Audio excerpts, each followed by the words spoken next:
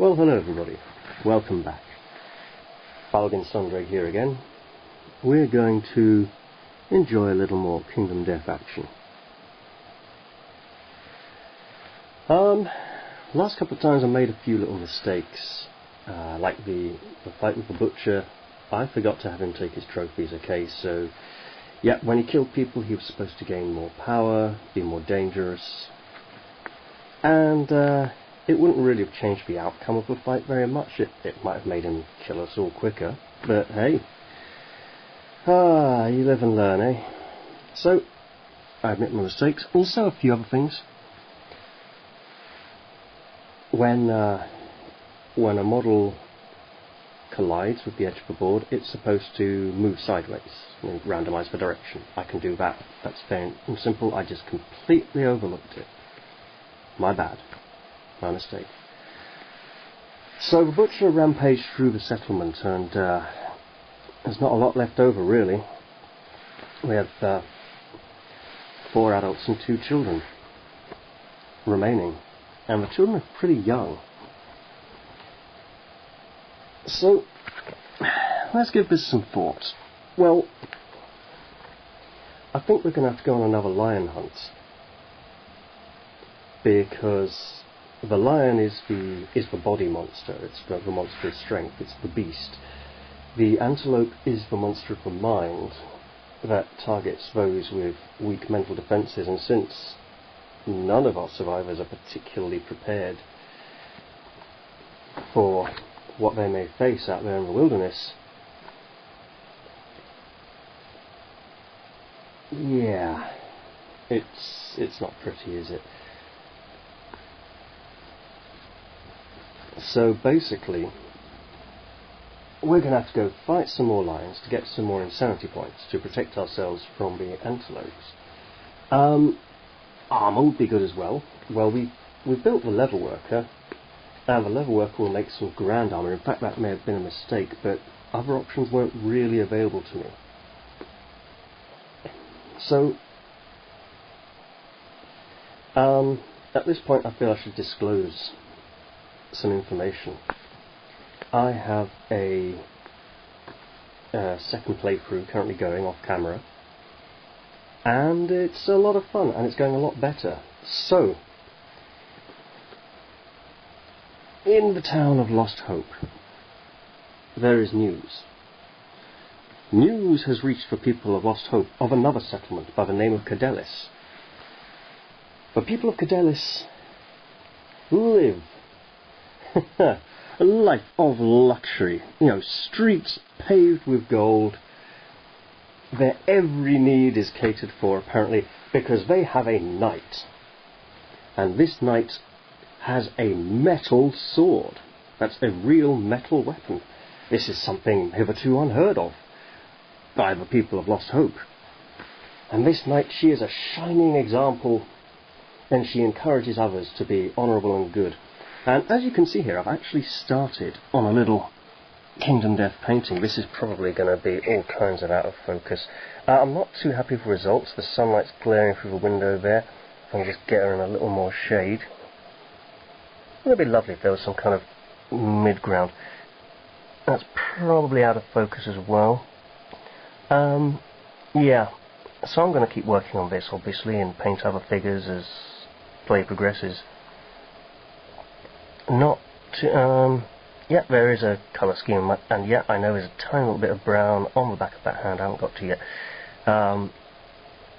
She will probably be the first Kingdom Death figure that I finish. So yes, the settlement of Cadelis and the settlement of Lost Hope coexist. The settlement of Cadelis is slightly younger, although it's progressed another lantern year or 2 forwards, and that's not really fair. I should be pushing this one forwards more, you know. Lost Hope is the first settlement, and it deserves to be so. That being said, the people of Lost Hope are in a rather dire situation. So let's see here. We have Sven the Swift. He's very fast and can hit really hard sometimes. Yeah, sometimes. We have Ranvig, the strong,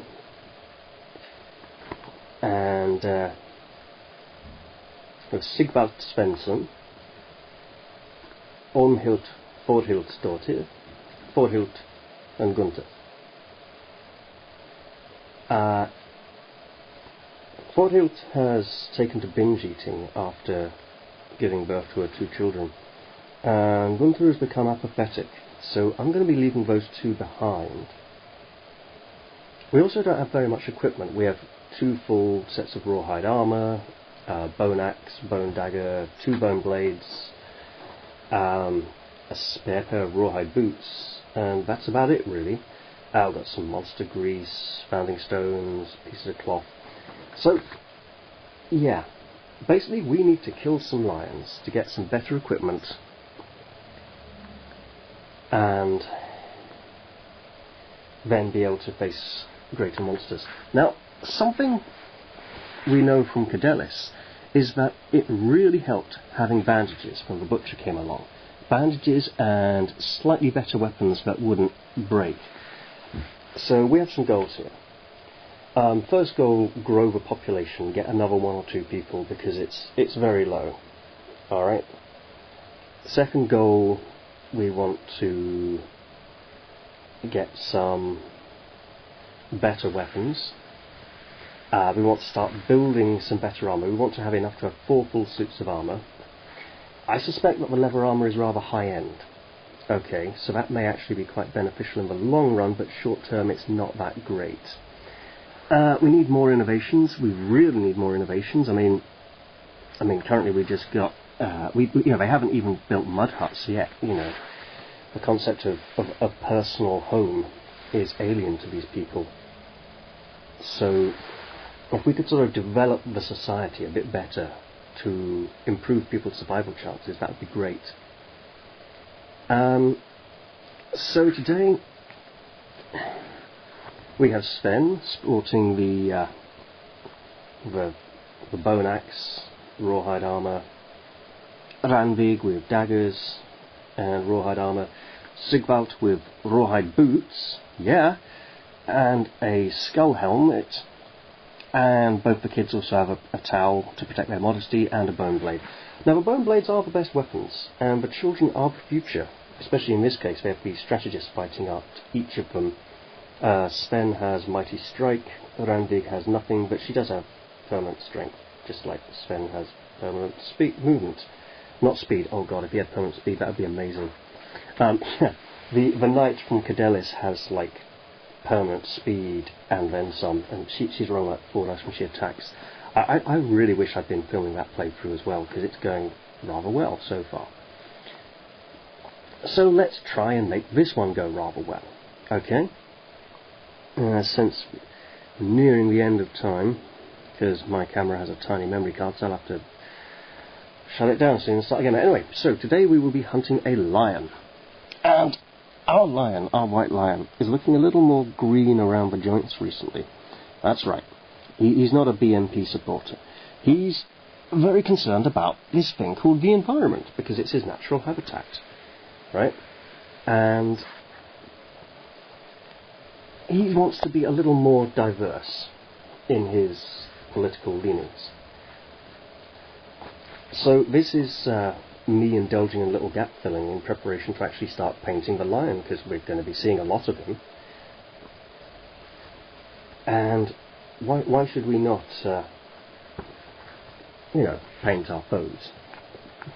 Because everyone knows painted miniatures play better, and should I really be painting the lion first? I mean, the monsters are done pretty well so far.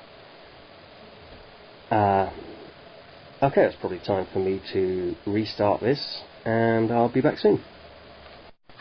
Without further ado, let us return to the hunt. So, Sven will advance and reveal the first card. The first 2 cards are the most dangerous ones, potentially, so I'm going to have the parents, well, the adults. It feels bad taking both the children on this hunt away, but I've realised that they are actually quite powerful individuals. And perhaps they're kind of like, budding teenagers. So what have we here? Lion in heat. The darkness is filled with unearthly screeching and howling. Huddled together, the survivors close their eyes but cannot sleep. All survivors suffer 1 brain damage. Oh no! No, no, no, no, no! Oh, and we can't even run away and abandon the hunt. Oh. Alright, so that's 1 brain damage for Sven, 1 brain damage for Randvig, 1 brain damage for Sigvald, and 1 brain damage for Ormhild. And since they are not insane psycho nutters, they're all now, like gibbering wrecks on the brink of breaking. So I don't know how they're going to handle this at all. And you know what? I'll put that pencil back there. But at least nothing really dangerous happened, right? Nobody died. So Randvig was strong with the daggers. See, she's got the daggers because she has a permanent strength boost. So the daggers are a low striking item. Right. So here's my thought, right? Paired daggers have got to be really good, because daggers are a high speed weapon. You get lots of attacks in. If you can get the dagger mastery up really, really high, then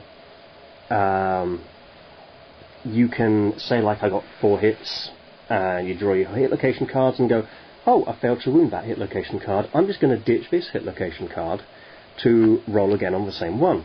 Which means you can improve your chances of getting the hits where you want and basically hammer the same location over and over again. Which is great, because it increases your chance of wounding whilst reducing the amount of reactions you're going to face, or it does increase the chance of a trap card, though. I suspect that going double daggers is some kind of trap that should be avoided at some point, because there are probably other really good combinations as well. And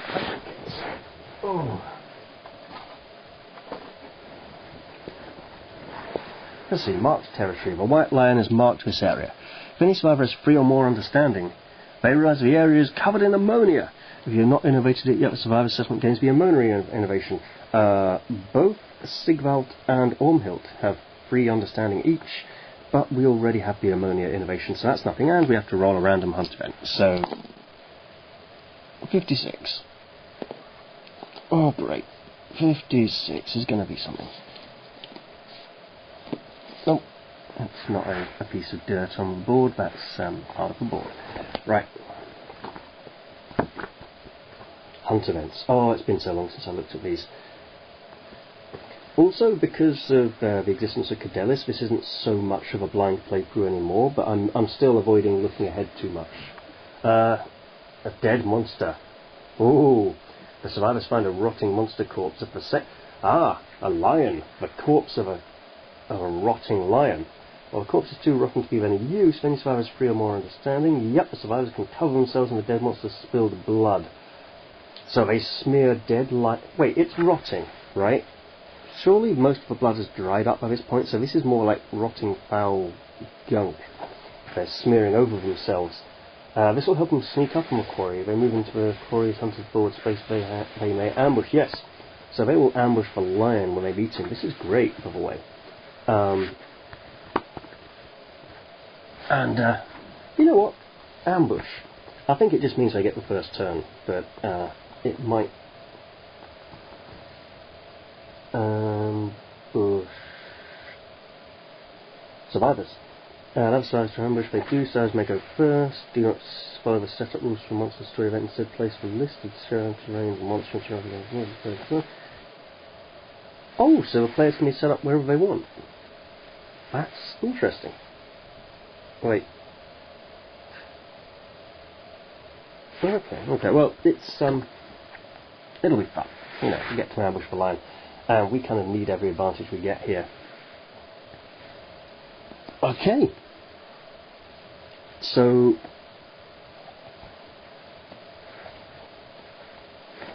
because I just rearranged them.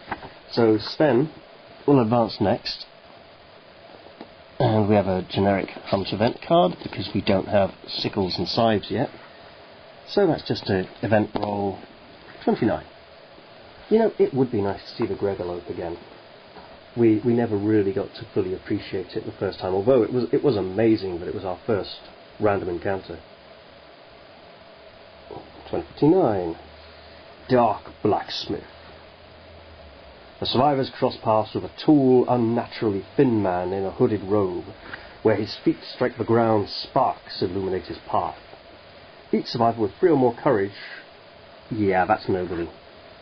I'll give him 1 piece of gear and roll on the table so he can trade. We have... Sven has 1 point of courage, and that's it, you know. We need our survivors to get braver. Perhaps there's an innovation that will help with that. But at least nothing bad happens, you know. Oh! I say nothing bad happened, but then I go and knock the blooming camera over, don't I? Oh, joy. Well, hopefully that's... Yeah, that's about back where it should be, even if it has gone wonky. So they progress into this space. And then... Finally, Ormhild will move forwards. And they will ambush the lion. I'll go set up the ambush, and hopefully we won't be knocking any cameras over that time. Ah, what a day I'm having. Oh well. It's got to get better, right? Okay, see you all soon.